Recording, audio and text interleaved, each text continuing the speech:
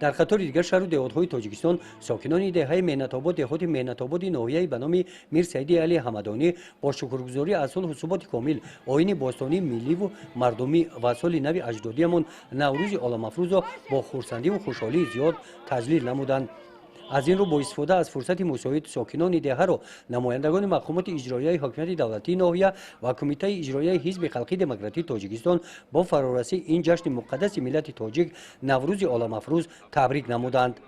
қайд карда шуд ки наврӯз танҳо як ҷашни тақвимӣ набуда, он дар ҳақиқат лаҳзаи оғози гардиши нав дар табиат ва нуқтаи саршавии давраи нави эҳё ва рушди тамоми мавҷудоти зинда мебошад. бахшида ба ҷашни наврӯз сокинони ин деҳот бозиҳои миллӣ, банкашӣ ва дигар анъанаҳои миллиро намоиш доданд. духтарон бошанд бо либосҳои миллии хоси наврӯзӣ дар васфи баҳору наврӯз шеъргӯӣ карданд. ҷашни наврӯзӣ дар ин гӯшаи тоҷикистон бо дигар бозиҳои миллии хотирмон то дер идома ёфт.